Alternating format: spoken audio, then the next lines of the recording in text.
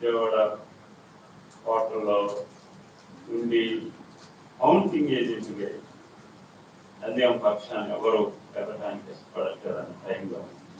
కానీ ప్రభు నాకు అర్థమయ్యాక రాజు ఈ లోకపు రాజు కాదు అని నాకు అర్థమైన తర్వాత ఇప్పటికి 23 సంవత్సరాలు 25 సంవత్సరాలు ఏనాడు ఆయన దగ్గరికి వెళ్ళి నేను ఏ సహాయాన్ని తెలుసు, ఏనాడు ఈయన నా నాయకుడు, నేను ఫలానా పార్టీ అనే మాట 25 సంవత్సరాల క్రితం వదిలేసినానంటే దేవుడికి ఇష్టం లేదు. నీకెందుకు నాకెందుకు? సరే, విశ్వాసులు కంటుకుంది ఈ జబ్బు అంటే పర్వాలేదు, కానీ హాస్టల్లో కంటుకుంది ఈ జబ్బు. దేవుడు ఇష్టం లేదు అని వెళ్ళిపోయినటువంటిది మాస్టర్లో కూడా ఈ రోజులో నేను అందరి గురించి మాట్లాడట్లేదు, కానీ సేవకులు అనబడి గుంపులుగా ఏర్పడి ఆ పార్టీ అసోసియేషన్ సేవకులు ఈ పార్టీ అసోసియేషన్ సేవకులు అంట. ఆ పార్టీకి ఒక గుంపు ఉంది, ఈ పార్టీకి ఒక గుంపు ఉంది. నీ దేవుని రాజ్యాన్ని ఎక్కడ పాతి పెట్టావు? నీ ప్రభు రాజ్యాన్ని ఎక్కడ పాతి పెట్టావు? ఈ ప్రభువుని అడ్డం పెట్టుకొని, ఈ ప్రభు ప్రజలను అడ్డం పెట్టుకొని నాయకుడిగా ఎంత తెచ్చుకోవడానికి నువ్వు లీడర్ అవుతున్నావు? ఏమి సంపాదించడానికి లీడర్ అవుతున్నావు? అసోసియేషన్ లీడర్ నాకు అర్థం కాదు. ప్రభు అంటా ఉన్నారు, అవతల నశించిపోతున్నారు. జరాసేన దేశంలో ఒక వ్యక్తి నశించిపోతున్నాడు, మీరు ధోనికి తొందరగా వెళ్ళండి. ఆయన బాధ ఏంటి? నశించిపోయే ప్రజల కోసం మనం వచ్చాము, కానీ ఈ పార్టీ వ్యవహారాలకి రాలేదు మనం అని చెప్పి తన శిష్యులకి పాట నేర్పడానికి మీరు వెళ్ళిపోండి రా బాబు అని అంటే వాళ్ళు ధోనికి వెళ్ళిపోయారు.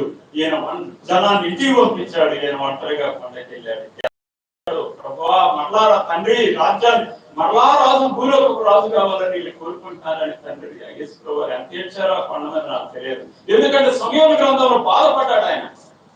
వీళ్ళు రాజు కావాలి అంటున్నారు. అదే అక్కడ ఎంతో బాధపడ్డారు. అక్కడ సమూయేలు అంటాడు, ఎందుకు సమూయేలు నువ్వు ఏడుస్తావు? వాళ్ళు విసర్జించింది నిన్ను కాదు, నన్నే రాజుగా ఉండకుండా విసర్జించారు. వాళ్ళకు భూలోకపు రాజు కావాలంటారన్నాడు దేవుడు.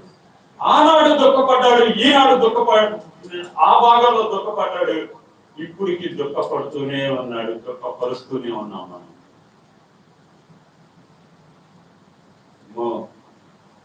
అన్నిటికీ నాయకులే, అన్నిటికీ అసోసియేషన్లే. నేను ఈ వారంలో ఒక అసోసియేషన్ గురించి అన్నాను. కొత్తగా ఒక అసోసియేషన్ ఏర్పడ్డదన్నా అని ఒక సేవకులు ఫోన్ చేశారు నాకు.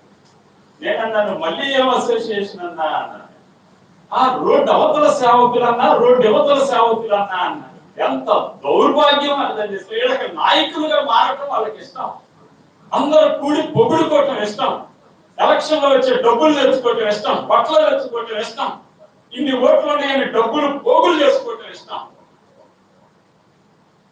అసోసియేషన్లు అంట రోడ్డు అవతల పాస్టర్లు ఒక గుంపు అంట, రోడ్డు యువతల పాస్టర్లు ఒక గుంపు అంట.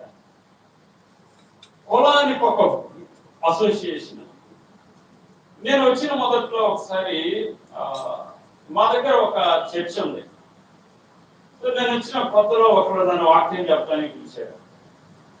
నేను వెళ్ళి వాక్యం చెప్పాను నంద్యాలలోనే. ఆ తర్వాత రెండో వారం, అయ్యా వాక్యం చెప్పడానికి మీరు రేపు ఆదివారం రావాలన్నాడు. వెళ్ళేసరికి 3 మైకులు మోగుతున్నాయి. ఇది మైకు గుజ్జప్ప ఇంటి దగ్గర ఒక మైకు, ఇటువైపు మన ఈ పట్టామంటే లేదా ఈ బిల్డింగ్ లాగా ఒక మైకు. 3 దత్తలు వెనుక మోగుతున్నాయి. మేమిద్దరం అక్కడ నుంచొని ఉన్నాం. ఏం చేయాలో అర్థం కాలేదు. 3 మైకులు ఫుల్ సౌండ్లు ఉంటాయి. వెళ్దామా వద్దా ఒక నిమిషం ఆలోచించాను. సరే వచ్చాం కదా, పిలిచారు కదా, వస్తామన్నాం కదా, లోపలికి వెళ్ళాం. అయిపోయింది. బ్రదర్ ఏంటి మైకులు, ఏంటిది అన్నాను. అంటే అన్న ఇదంతా మా కులపోళ్ళకు ఒక సంఘం అన్న. అక్కడోళ్ళు అన్న ఇంటి పేరటోళ్ళు అందరూ ఈ సంఘం నుండి విడిపోయి ఇంటి పేరటోళ్ళు ఒకటి పెట్టుకున్నారన్న, బంధువులు అందరూ ఒకటి పెట్టుకున్నారన్న. ఇది ఇంటి వీళ్ళు ఇంటి పేరటోళ్ళు పాస్టర్ అయిందన్న. అంటే ఇంటి పేరటోళ్ళు ఒక అసోసియేషన్, కులానికి ఒక అసోసియేషన్, బంధువులకు ఒక అసోసియేషన్ ఒక పాస్టర్, కులానికి ఒక మాస్టర్. ఆ ప్రభు శరీరాన్ని ఎలా చీల్చిపడుతున్నారు చూడండి. అసలు